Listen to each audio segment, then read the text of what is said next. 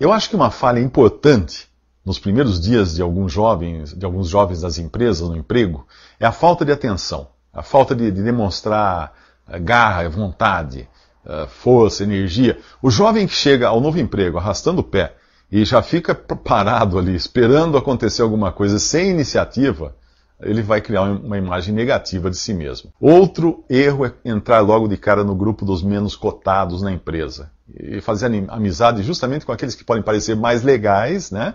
Mas que não são bem vistos pela chefia e pelos colegas. São pouco produtivos, não inspiram confiança. Geralmente esse grupo é mais receptivo, né? E isso pode atrair algum jovem incauto no novo emprego. A ideia de que ele está ali também apenas para aprender causa uma impressão ruim. As empresas não são escolas. Embora o desejo de aprender seja importante e bem visto nas empresas, o profissional é contratado para trazer algo, para ajudar em alguma coisa, e não para se abastecer de conhecimento e depois ele vai embora. É para resultados que a empresa contrata alguém. O desinteresse é também um ponto negativo no jovem profissional. Ele precisa estar atento para participar de tudo aquilo que a empresa considerar importante. Treinamentos, reuniões, ginástica laboral, até festinha de aniversário de funcionário. É importante ele chegar à empresa sempre antes do horário estipulado e sair sempre um pouco depois do tempo da jornada dele de trabalho, porque isso causa uma impressão positiva. Ele deve procurar se inteirar da função que ele vai exercer e também da função dos colegas, tanto aqueles que estão acima dele como aqueles que estão abaixo dele, para ele entender a cadeia produtiva, o processo do trabalho. Isso é importante na construção de uma marca pessoal forte no ambiente de trabalho.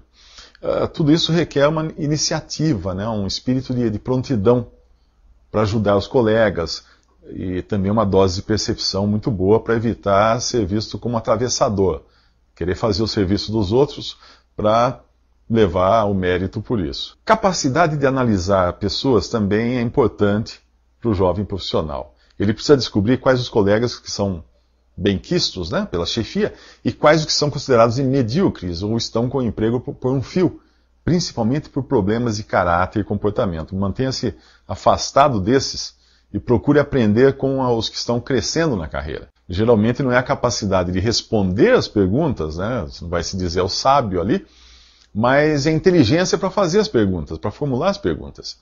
Por isso é preciso prestar muita atenção às perguntas que você faz, né, que o jovem faz, para não criar uma imagem de infantilidade, de inexperiência.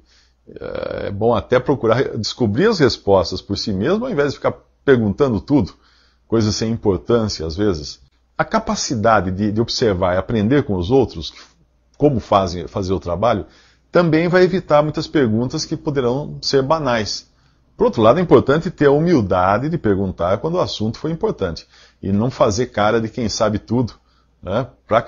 Porque isso a pessoa acaba, às vezes, cometendo erros e depois isso só revela a sua ignorância. Alguns chegam à empresa fazendo justamente o contrário. Eles querem mostrar que sabem tudo e dão palpites em tudo. Tudo que os colegas mais experientes estão fazendo, eles vão lá dar palpite. Não deve fazer assim, não deve fazer assim.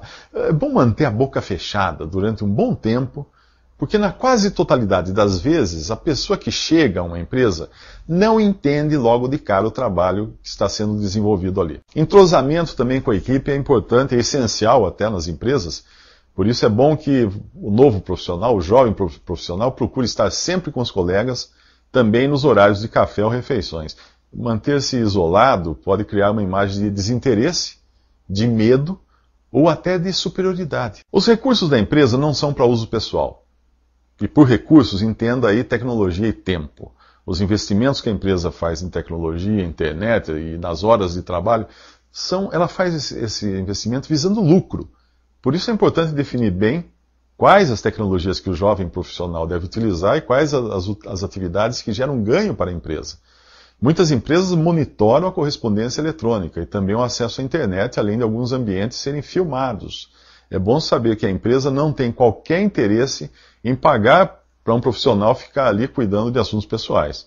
Em alguns momentos, como o horário de almoço, por exemplo, essa atividade pode ser até tolerada pela empresa, mas não durante o expediente, nunca. A linguagem chula, gírias, de forma nenhuma. A intimidade com a chefia também deve sempre respeitar alguns parâmetros. Ainda que alguém seja amigo do chefe fora da empresa, é bom entender que existe uma hierarquia no local de trabalho que deve ser respeitada, né? Além disso, muitos chefes não gostam de intimidades ou brincadeiras por sentirem que isso pode arranhar a sua imagem, a sua autoridade. A pessoa que fica sempre na defensiva é o que eu chamo de simas, o profissional que sempre retruca com sim, mas, né? Tudo que falam para ele. Ele aparentemente concorda, mas está sempre pronto para discordar. Além disso, o profissional que fica na defensiva costuma varrer seus erros para debaixo do tapete, o que pode ser perigoso em algumas ocasiões e até comprometer os resultados da empresa. O melhor mesmo é admitir o erro quando este ocorrer, se esforçar para corrigir o seu erro e amenizar as consequências dele. Tentar amenizar. É bom lembrar que enquanto uma discussão com alguém na defensiva pode durar horas, admitir o erro põe fim à discussão, o que é também muito mais produtivo. A roupa é importante. Alguns cuidados devem ser tomados logo no primeiro dia, observando como se veste a maioria dos colegas, ou aqueles que são mais bem vistos na empresa. É sempre bom ter cuidado e sensatez, bom senso nisso. Pois um office boy que queira se vestir como diretor, ou um gerente que queira trabalhar de bermudas e camiseta, são igualmente atitudes estranhas, né? Dependendo também da filosofia da empresa, do tipo da empresa. O melhor mesmo é não chamar muita atenção para a roupa e para os adereços, joias, essas coisas, bijuterias, para que o talento e a capacidade sejam os elementos que ocupem o lugar sob os holofotes. Pessoas exageradamente maquiadas, enfeitadas, tatuadas, vestidas de forma espalhafatosa, levam mais tempo para revelar sua capacidade, porque vai demorar mais tempo para que os outros se acostumem com a sua aparência e passem a enxergar o que realmente importa nelas. Mulheres com roupas demasiadamente sensuais no ambiente de trabalho também pode ser tanto um problema, por distrair os colegas, né, claro, como também criar situações embaraçosas, por elas parecerem dispostas a atividades paralelas ao trabalho.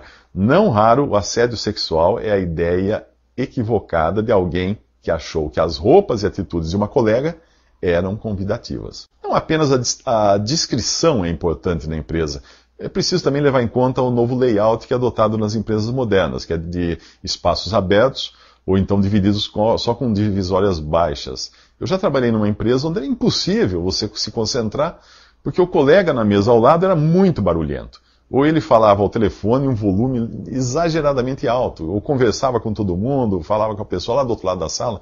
Isso atrapalha realmente. Muitos jovens que têm dificuldades em lidar em casa com a autoridade dos pais podem passar por esse problema quando chegam ao trabalho. Um dos problemas da sociedade moderna é justamente a crise no reconhecimento da autoridade. Seja autoridade em casa, na escola, no trabalho, no governo. Quer o profissional goste ou não, nada funciona se forem todos deixados para agir segundo a própria vontade. É preciso uma direção, é preciso um comando, é preciso uma liderança, e para que isso aconteça é preciso o exercício de autoridade. Às vezes o jovem profissional vai precisar estar atento para detectar quando o próprio gerente não tem um perfil de liderança e acaba caindo em descrédito diante da equipe. Não raro a equipe inteira é penalizada por trabalharem indiferentes à autoridade do chefe, porque esse não conquistou, né, o seu papel. Quando, na verdade, o problema está na falta de espírito e liderança dele, mas a equipe sofre com isso. Em casos assim, é importante o jovem profissional não cair no erro de ser a Maria vai com as outras da equipe e manter-se dentro daquilo que é exigido na relação chefe-subordinado.